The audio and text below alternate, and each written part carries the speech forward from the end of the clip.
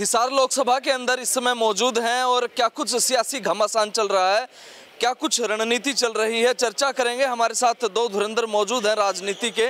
कुलदीप शोरान जी हैं खरी खरी न्यूज़ से, प्रद्युमन जोशीला जी हैं।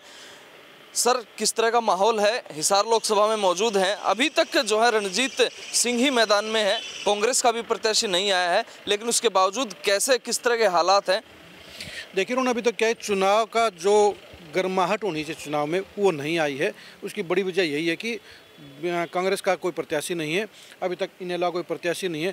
बेशक सुनैना चौटाला घूम रही हैं, लेकिन वो घोषित नहीं किया गया है। जेजेपी मैदान में नहीं है, तो रणजीत सिंह अकेले मैदान में दिख रहे हैं। तो यही वजह है कि चुनाव में जो चटक रंग चाहिए वो नहीं है। सिर्फ जो 2-4 जगह जो विरोध हुआ है रणजीत सिंह का, उसको चर्चा ज़्यादा मिली है। और चुनाव को लेकर कहीं पर भी अब तक ये नहीं कि इस साइड में उस साइड में चीज़ नहीं है।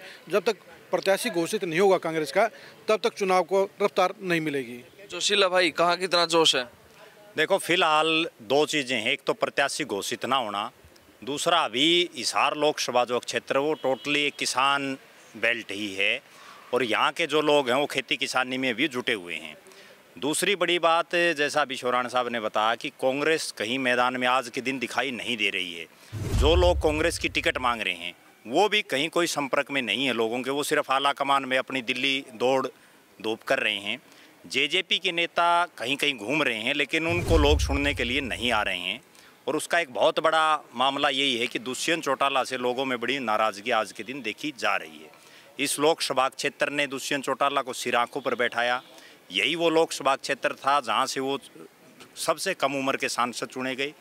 इसी लोकसभा के दम पर वो प्रदेश के डिप्टी सीएम बने, लेकिन उनके कार्यकर्ताओं के और लोगों की जितनी उनकी अपेक्षा थी उस ढंग से काम नहीं हो पाए, जिसकी वजह से वर्तमान में यहाँ लगभग फीका सा चुनाव लग रहा है। बीजेपी भी उस स्तर पर चुनाव प्रचार नहीं कर पा रही है।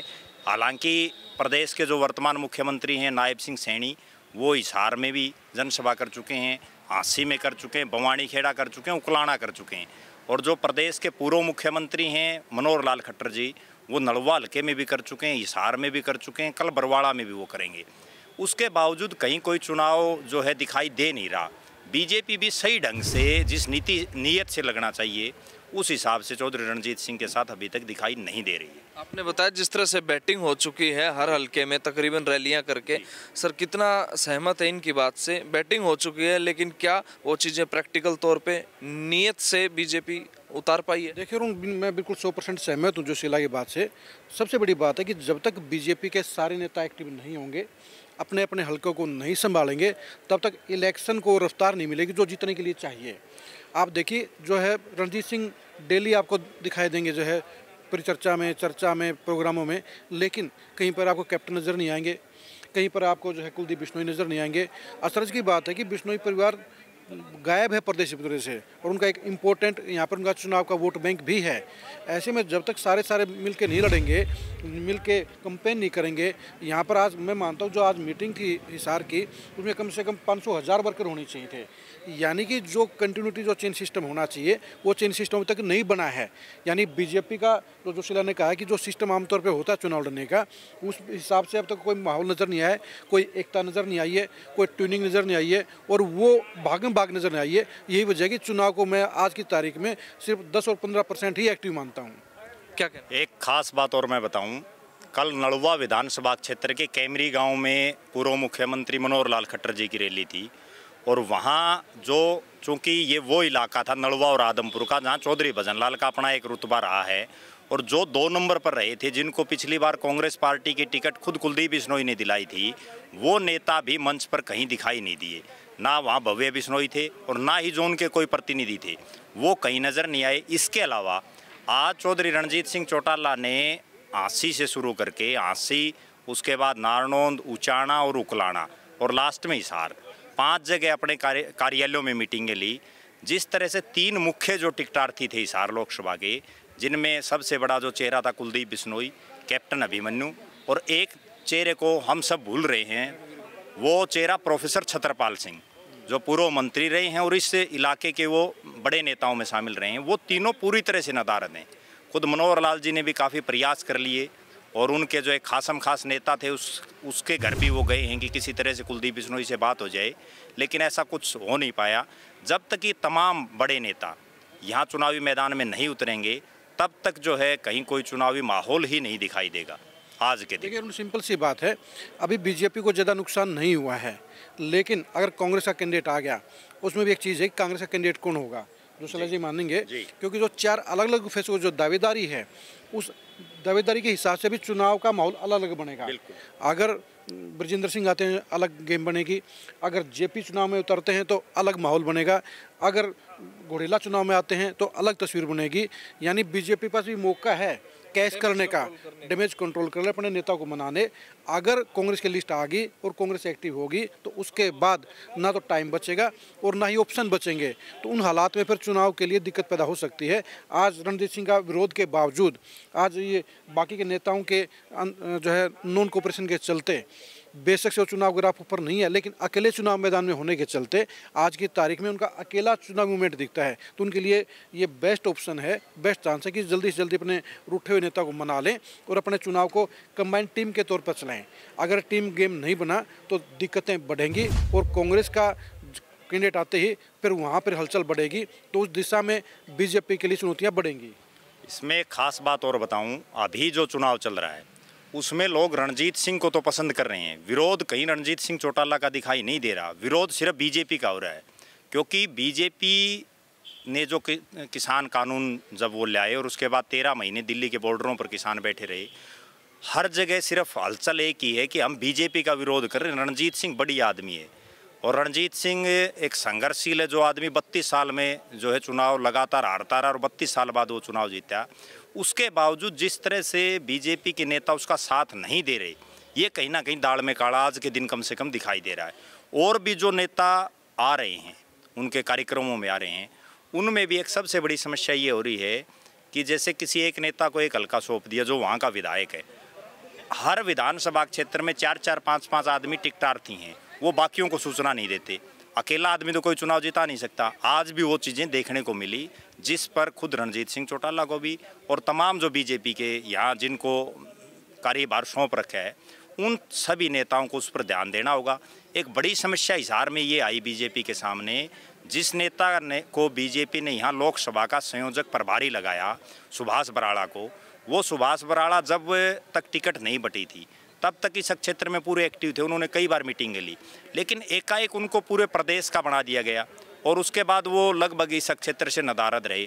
अब कल ही जो है बीजेपी ने यहाँ नया प्रभारी बनाया है, अब वो कितना इफेक्टिव होता है और उस पर ही सारा सिस्टम, क्योंकि जब तक आपको जो कमांडर आपका है वही मैदान में नहीं होगा तो अकेले रणजीत सिंह तो कुछ कर नहीं पाएंगे, क्योंकि बीजेपी संगठन में पकड़ बहुत ज़्यादा ज़रूरी है, वो अभी दिखाई नहीं दे रही है। बीजेपी जो है कहीं ना कहीं सिस्टमेटिक तरीके से चुनाव चलाने की कोशिश कर रही है, लेकिन रूठे नेता और विरोध और वोटरों में नाराजगी, ये बड़ी चुनौतियां हैं। जी बिल्कुल, देखिए सिंपल सी बात है अरुण, आप जो विरोध की बात है, विरोध को अगर हम जो डीपली देखेंगे तो साफ तौर पर नजर आएगा कि विरोध करने वाले वही लोग हैं जो किसान आंदोलन में एक्टिव थे। आपको किसी गांव में पूरा गांव नज़र नहीं आएगा, आपको वो 15-20 चेहरे फिक्स नज़र आएंगे। यानी गांव में या जहां पर विरोध हो वहाँ पर लोगों में वो ना तो वो उनको रोक रहे हैं विरोध करने वाले को, ना उनकी सपोर्ट कर रहे हैं। बिल्कुल, यानी कहीं ना कहीं जो नाराज़गी है वो दबी हुई है, लेकिन विरोधियों को पूरा सपोर्ट नहीं मिल रहा है। यानी कहीं ना कहीं बीजेपी के लिए ऑप्शन तो जो है मौजूद है चुनाव जीतने के लिए, लेकिन अगर नेता ही अगर इनके साथ में नहीं खड़े होंगे, अगर नेता ही इनको मजबूत नहीं करेंगे, अगर हर नेता अपने इलाके को नहीं संभालेगा तो आप फिर समझ सकते हैं चुनाव का अंजाम क्या होगा।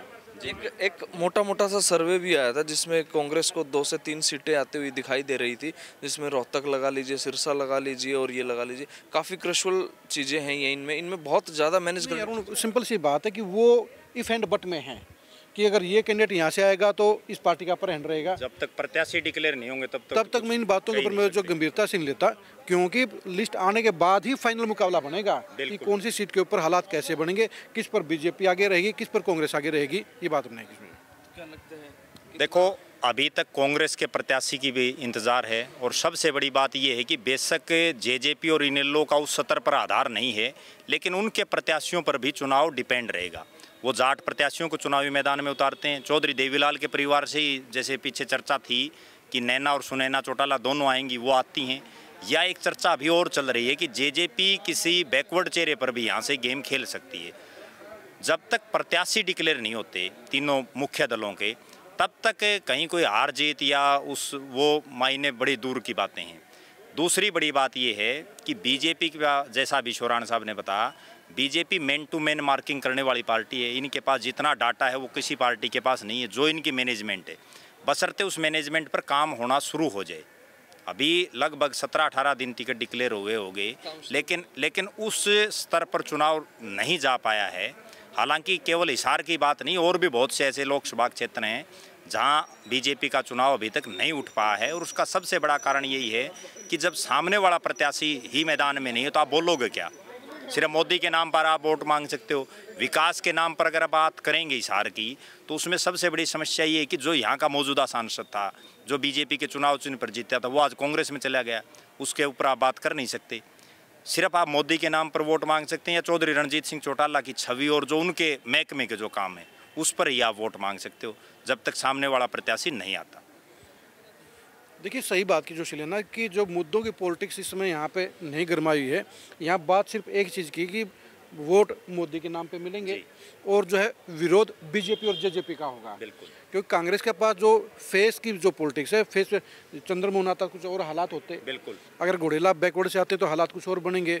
तो यानी वीरेंद्र सिंह आएंगे तो अलग हालात। कांग्रेस की जो पॉलिटिक्स है वो है फेस की पॉलिटिक्स, और बीजेपी की पॉलिटिक्स है मोदी की पॉलिटिक्स। या तो मोदी के नाम पर वोट मिलेंगे, लेकिन मोदी पर के नाम पर वोट लेने के लिए भी बीजेपी के हर नेता को, हर वर्कर को वोटर तक पहुंचना पड़ेगा, मार्किंग करनी पड़ेगी, उन्हें पोलिंग बूथ तक ले जाना पड़ेगा, तभी जाके माहौल बन पाएगा। नहीं तो अगर आप आधे अधूरे मन के साथ तैयारी करेंगे, चुनाव प्रचार में हिस्सा नहीं लेंगे, अगर आप घर पर बैठे रहेंगे, तो उन हालात में जो चुनाव कैंपेन जोर नहीं पकड़ पाएगा। बिल्कुल, बड़ी बात है। ये तो थे दो राजनीतिक विश्लेषक हमारे साथ, जिन्होंने बताया कि किस तरह से हिसार लोकसभा का चुनाव आज के दिन कहां पे खड़ा है। बहुत सारी चीज़ें करने की ज़रूरत है, और आप इस बारे में क्या सोचते हैं कमेंट करके हमें ज़रूर बताएं।